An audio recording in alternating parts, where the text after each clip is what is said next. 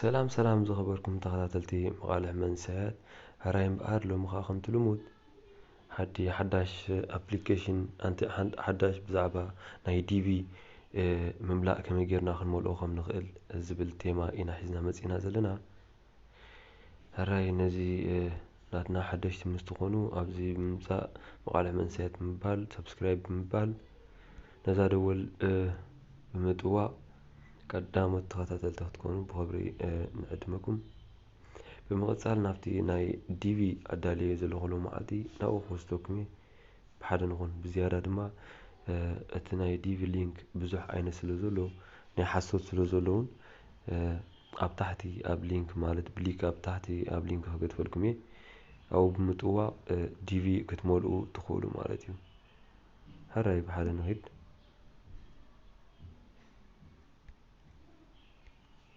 بجمريا ابتلينكي زعبكم مستوكم كمزي امثله تكفتوا لكم يا ازياتا حقኛ ديف مالتي ابزي نريو زلنا ماس كم زوعل كسب ماس كم زهونتي ناي ديفي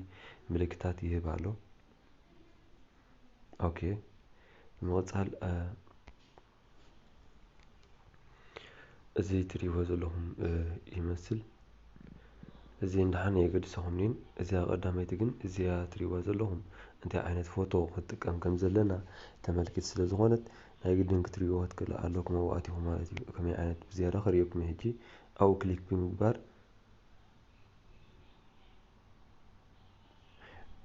ያ ኢንተርኔት ግሩፕ ዝሄድሎ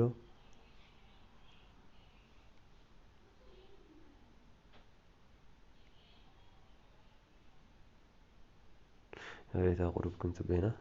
انترنت زحيلو واسانيو هراي كم زغيرات كفتلنا امبار ازيوم ابزي زلو زيوم نريوم زلنا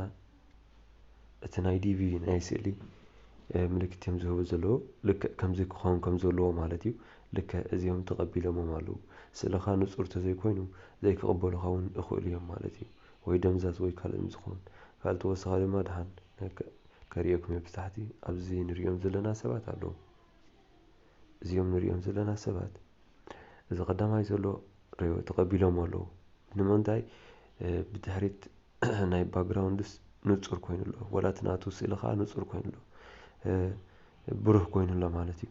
ازي كالاي نريو زلنا دما دمزاز كوينو اتسيل خمس دين لايت كوينو يرلو السالساي دما ناب سماياو عينت كويدو تسيلناتو مالتي كقبلون اي كالون اكس غيرملو اذا نايزا هصان دما تقبيلهم مالو مالتي لك بروح سيل كوينو مالتي نايزي سبزخا اتي صلالوت اي تقبلون مخنياتو صلالوت ناي رؤسو ابتي دحريو ابز ماتيلو مالتي تصلالوت بخومو كقبلو يكالون مالتي اجي اتسيلهم غورو زلنا مالتي يرينا زلوزي ازي ودن زنري زلنا نصور سئلي اغريب له ولاون كسدو تخليهم بموبايلكم غيركم او كليك غيركم متاو نورمال اب زغونه برهان زلو ناي بدحري زغونه باك جراوند سئلي زغونه زي بلو نورمال صعدا زغونه تطويلكم كتسالو تخولو يهم مالتي نصور سئلي كن كخون كخلالو هاراي نغصل باكي لكم من لسي سالس هايدما ابزيناتو ابزي مساعتنا تاكندي بروجرام او اي اخد جمر مالتي قدميو ግን كنغركم زدلي ምናልባት አሚ ዲቪ ዘውዶኩም ሰባት እንተለኩም ابزي ክሊክ ብምግባር እትናትኩም ኮድ ዝሃበኩም ብምእታው ቼክ ትገብሩ ትخولو ይኹም ማለት እዩ ወላውን በሕጂ ابزي ናይ ዲቪ ምስ መላና ኣብቲ ወራ 5 ገለ ዲቪ ምስ ወደቀ ሽኡ ابزي ምእታው ቼክ ትገብሩ ትخولو ይኹም ማለት እዩ او መሲናና ቼክ እንገብር ሕጂ ግን ابزي اخوستكم ማለት እዩ ابزا نريا زلنا كليك نقبرينا كليك مسكبرنا كم زغيرات كفتلنا معناتو سبديها روبوت كرغاغصو سلازلو مالتي يا ريتا ازي كالكيل نصني هو هاراي لك بعبيت نتولو بعبيت كون خلالو ناتي هجي نورمال قصرتات بزح تراي مصيلو 6 4 ابزا مستوغنا كم زغيرا كتكفتلنا كم زغيرا مسكفتلنا مبار ابزي ناتنا شم نصحف نابنت دجن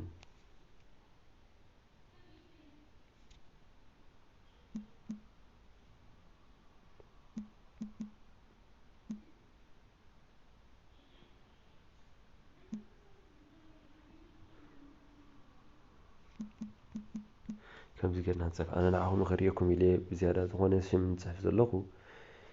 زيادة ما زيادة سالسي زلا ميديم نيمورت بزلا نامت بزلا أيزد لي أنا بمقصال أبزي زغونة تاشو متكبر تملئ أنا ودي سلوزخونكو ودي بقوري أبزي دمات ناي برستيناتنا نصحف أبزي ورحي كندي كم سولتنا مالتي أسرت هل أوريته أنا نعخم غيركم إيز قبل زلهو أبزي دمات مع التقلت كندي كم سولتنا إسران سلستم بقورينا دهان وي إسران حرم بقورينا أبزي دمات مع أسكم سولتنا يحب رالو هذا تشعات زيرو نغزل كم زجرنا تقنع أتي أبتاسيرانا زولو ناي برستي نسوهم ولا هم كلا لنا تمنتاي صباح نقول زي رجوس انتو قينو ولا بدنا حنتي جيجا كمل لسلزغل كم زي مثل جرنا ولا هم كلا لنا مالتي أبزين مثل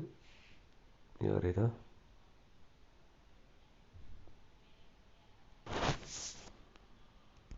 هراي بعد نغزل أبز ما زي نري أزلنا أتي استوالت كالو عدي مالت أبي كم سولتك أتي أبتاسيرها صحيف كذا لها قناع كتصحف كتكل عليك مالتي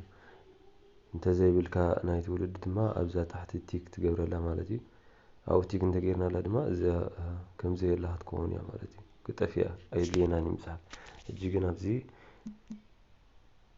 أسمارا نقبرينا أوكي نغتل أبز ما أسمارا دما أبيناي هاجر مهانو كنت صحف كنكلا لنا مالتي أبزي نريا زلنا أبزا كليك مس جبرنا زرزر كتم سألنا نايتن هاجرات هريد ما تا زلنا هاجر تا استولدنا لهاجر نتقو مالتي نسكت نغتل أبزي دما أتي ناي زي فكرة هاجرات بزحت على ناي ديف زي فكرة كان بعد نيجيريا قال مكسيكو قال الله زي فكرة ديفي نخم الأمهاتي زي فكرة كات قوين دمها بناء بها ويقال كتملئ تخليها جن زي فكرة هاجرات سلزلوا أنا نيز ملكة زي نعنا زي ملكة هيكون نحنا فكرة ناي مالتي ناي ديفي كنملئ زي فكرة متقوين دمها أبزا إكس أبزا نو نجبر مو شو اتمهنيات أبزي سيلكتي أكونتز بدلا أو نتويقنا نملسوا مالتي تحطه نغتل إذا قلنا ملكتنا نعنا أبزد ما حد شامت مازلو بزعبا باسبورت مالتي بزا قطر شو عاتم مازلو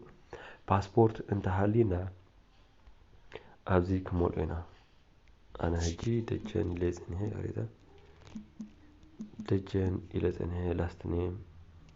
أبزد ما لك أتي أبزد زعفني نسوق هنا له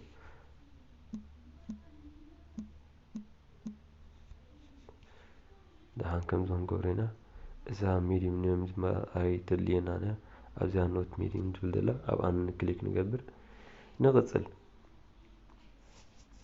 أبزي ما أتي باسبورت يبلنا له باسبورت قصر نادنا مالتي تناي باسبورت قصري ألو أبلع عليه تريوري هم طعنكم أبو ناي باسبورت نمر ألو قصر له بس ما نصحفه قال يهجي بقصرن بهازن ألو كم زلوا مالتي كم دقيقة نصحف أنا نعقول غيركم إليه كم زتصور له نسخهم دما أتي تاشمهم كم تقبر مالتي بمقطع أبزيت ناي باسبورت قصر مسحبنا أبزي تحت دما ناي باسبورتنا مالتي إكسباير زغنوا له داي مالتي زود قولوا مالتي ألا تورحي نصحف أبزي مجمريا 5 سريو دلهم صحيفة دلو 10 تغلطة ما نسبل دلو ደይ ባሮ ሰለስተ ገይረ ኣለኹ ዝወጥቆሉ ዓመት ድማ 2023 ገይረ ኣለኹ እቲ ፓስፖርት ሒዝና ዘለና ናይ ሃገር እዩ ዝብል ኣብዚ ሕቶ ኣለና እቲ ዘለናዮ ፓስፖርት ሕጂ ንኣብነት ኣነ ናይ ጀርመን ፓስፖርት እዩ ዘለኒ ኣብዚ ክሊክ ብምግባር ብዙሓት ሃገራት ኣስማት ኣሎ ናይ ጀርመን ንመርፅ ማለት እዩ ንቕፅል ኣብዚ ፓስፖርት ምስ ዘይህልወና እንታይ ክንገብር ንኽእል ዝብል ሕቶ ድማ ፓስፖርት ምስ ዘይህልወና ነዚ ዝመልኣናዮ ናይ ፓስፖርት ቁፅሪ ኣይንመልኦን ኢና እንታይ ዳ ኣብዚ ብምምፃእ እዚኣ ትሪእዋ ዘለኹም ክሊክ ንገብራ ክሊክ ምስ ገበርናያ የሬታ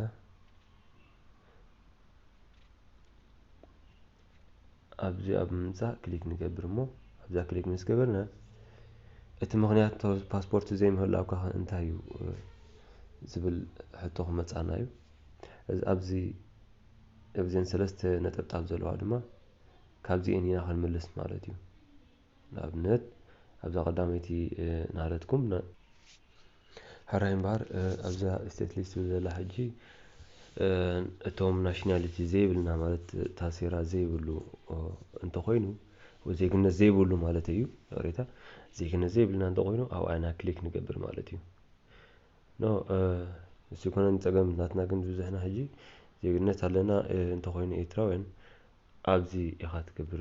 እዚኻ እንታይ ማለት እዩ ፓስፖርት የብልናን እንትምንታይ እቲ መንግስቲ ስለዘይፍቅደልካ ማለት እዩ ስለዘይፍቅደልካስ ፓስፖርት የብልካን ብዙሕና ሕጂ ክንጥቀመላ ዘለና ናሽናሊቲ እንተለና ክሊክ ክንገብር የብልናን ቀዳመይቲ ኣብዛ ቀዳመይቲ ዘላ ክሊክ ምስ ገበርና እታ ሕቶ ካልአይቲ ክትከውን ዘለዋ እዚኣ ክትከውን ኣለዋ ምክንያቱ ናሽናሊቲ ኣለና ንሕና ማለት ዜግነት ኣለና ንሕና ማለት እዩ ኣብዛ ካልአይቲ ድማ እዛ ካልአይቲ ክሊክ ዝገብራ ዘለኹ ግን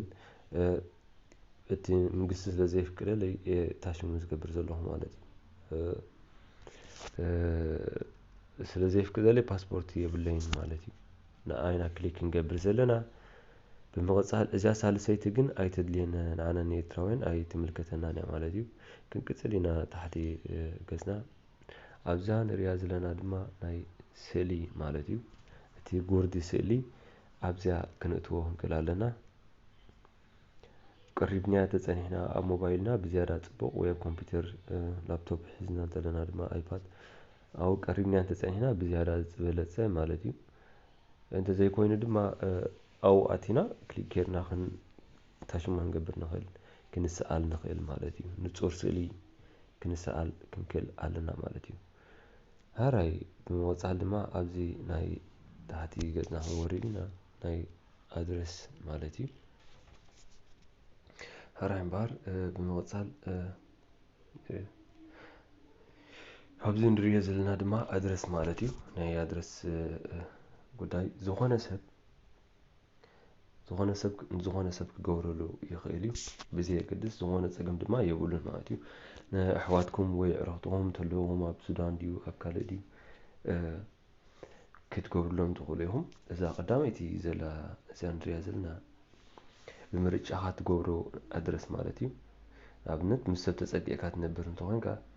ናብ ዝኾነ ኣድረስ ክትገብሮ ትኽእል ናብቲ ዘለኻዮ ማለት እዩ ክትገብሮ ትኽእል ኣነ ግን ናተይ ኣድረስ ስለ ዘለኒ እዚኣ ኣብዚ ይህባ ማለት እዩ ቀዳምነት እቲ ኣድረስ ናትና ኣብዚ ንህባ ኣብዚ ድማ ካልኣይ ኣድረስ ተለካ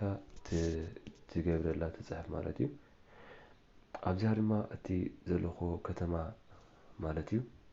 ኣነ ኣብ ሃምቦርግ ስለ ዘለኹ ሃምቦርግ ገይረ ኣለኹ ኣብዚ ሳልሰይቲ ድማ እቲ ዞባ ትነብረሉ ዘለኻ ዞባ ይሓተካ ኣሎ ዞባ ዝነብረሉ ዘለኹን ድማ ሃምቦርግ እዩ ሃምቦርግ ዞባ ናቱ ሃምቦርግ ስለዝኾነ ኣብ ሃምቦርግ ኣለኹ ማለት እዩ ኣብዛ ሳልሰይቲ ድማ ፖስት ላይሳል ኣለና ኣሎ እቲ ፖስት ላይሳል ቁፅሪ ድማ ከምዚ ጌርና ንፅሕፈሉ ኖ ኣይህብኒ ኣይደልን እየ ምስ ትብሉ ድማ ኣብዛ ታሕቲ ኖ ፖስት ላይሳል ኮድ ትብል ዘላ ኣብኣ ክሊክ ንገብር መፅሓፍ የድልየናን ማለት እዩ ድሕሪ እቲ ዝነብረሉ ዘለኹ ቦታ ከዓ እቲ ሃገር ማለት እዩ ኣበይ ኣብ ጀርመን ስለ ዘለኹ ጀርመን ገይረ ኣለኹ ንቕፅል ኣብዛ ቁፅሪ 10 ድማ እዛ ትሪእዋ ዘለኹም ቁፅሪ 10 ድማ ሕጂ ዝነብሮ ዘለኹ ሃገር እንታይ ከም ዝበሃል ይሓተን ኣሎ ኣብ ጀርመን ስለ ዘለኹ ጀርመን ኢለ ኣለኹ ንኸይድ ኣብዛ ቁፅሪ 11 ቁፅሪ ቴሌፎን ይሓተና ኣሎ እቲ ቁፅሪ ቴሌፎን ትናትና ወግዓዊ ቴሌፎን ሒዝና ዘለና ንጽሕፍ ከምዚ ጌርና ብምቕጻል ኣብዚ ኢሜል እዚ ስቂለ ኣነ ዝኾነ ዝመርኦ ዘለኹ ምክንያቱ ንዓኹም ንኽሪአኩም ኢለ ኣብዚ ኢሜል ድማ ኣገዳሲ ናይ ግድን ከዓ ክንፅሕፎ ዘለና ጉዳይ ንሱ ምክንያቱ ብኡ ኢኻ ኮንታክት ምስኦም ትገብር ብኡ ኢኻ ትራኸብ ዝኾነ እንተሎ ድማ ብኡ እዮም ዝፅሕፉልካ ማለት እዩ ዝኾነ መልሲ ወይ ዝኾነ እንተሎ ተበፂሕካ ማለት እዩ ኣብዚ ይፅሕፉልካ ይመልሱልካ እቲ ወግዓዊ ኢሜልካ ማለት እዩ እቲ ሪሲክ ዝኾነ ቁኑዕ ዝኾነ ኢሜልካ ኣብዚ ንፅሕፎ ከይረሳዕና ዝኾነ ይጉደልና ማለት እዩ እሳ መፅሓፍና ድማ ኣብዚ ድማ እንታይ ዓይነት ትምህርቲ ኣለካ ይብለካ ኣሎ ኣብዚ እንታይ ዓይነት ትምህርቲ ከም ዘለካ ትፅሕፍ ንኣብነት ሕጂ ሃይ ስኩል እንተኾንካ ዲግሪ ተዘይብልካ ኮይኑ ኣብዚ ዲግሪ ዘይብልካ ክሊክ ትገብር ሃይ ስኩል ዲግሪ ተለካ ድማ ኣብዚ ናለካ ዝኻልእ ከምዚ ዝመረፅከዮ እቲ ዘለኻዮ ደረጃ ዓውደ ደረጃ ቲክ እናገበርና ክንከይድ ንኽእል እቲ ዘለካ ማለት እዩ ኦኬ ኣነ ሕጂ ሃይ ስኩል ዲግሪ ኢለይ ኣለኹ ንስኹም ድማ ሃይ ስኩል ኖ ዲግሪ ተንኩም ሃይ ስኩል ኖ ዲግሪ ትገብሩ ኦኬ ንኸይድ ንቐፅል ኣብዚ ድማ ተመሪዕኻ እንተኾንካ ዝተመርዓኻ እንተኾንካ ንኣብነት ኣብዚ ትእትዎ ዝተመርዓኻ እንተኾንካ ድማ ሃራይ ብምቕጻል ኣብዚ ቀዳመይቲ ዘላ ዝተመርዓኻ እንተኾንካ ዘይተመርዓኻ እንተኾንካ ኣብኡ ንእትዎ ኣብዚ ድማ ዝተመርዓኻ እንተኾንካ በዓል ቤትካ ወረቐት እንተዘይብሉ ናይ ኣሜሪካ ወይ በዓል ቤትኪ ናይ መንበሪ ናይ ኣሜሪካ ወረቐት ዘይብሉ ኮይኑ ኣብኣ ክሊክ ንገብር ሃራይ ብምቕጻል ድማ ኣብዚ ታሕቲ ድማ ወረቐት ኣብዛ ሳዘይቲ ማለት እዩ በዓል ቤትኪ ተመርዓኽዮ ወረቐት ዘለዎ ናይ ኣሜሪካ እንተኾይኑ ወይ እሳ ወረቐት ዘለዋ እንተኾይና ታሽሙ ንገብር ኣብኣ ክሊክ ንገብር ኣብዚ ታሕቲ ድማ በዓል ቤትኪ ምስ ተፋቲሕካ ምስ ትኸውን ኣብኡ ንገብር ኣብታ ሳዘይቲ ድማ ኣብታ ናይ ቅድሚ መወዳእታ ዘላ ድማ በዓልቲ ቤትካ ምውቲ እንተኾይና ማለት እዩ ኣብኣ ክሊክ ንገብር ኣብዛ ናይ መወዳእታ ዘላ ድማ ዝተፋታሕካ እንተኾይንካ ብሌጋል ዝተፋታሕካ እንተኾይንካ ኣብኡ ክሊክ ንገብር ማለት እዩ ሲንግል እንተኾንካ ድማ ኣብዛ ቀዳመይቲ ክሊክ ገይረያ ዘለኹ ኣብኣ ክሊክ ትገብር ማለት እዩ ኣብዚ ድማ ቆልዓ ዘለካ እንተኾይንካ ቆልዓ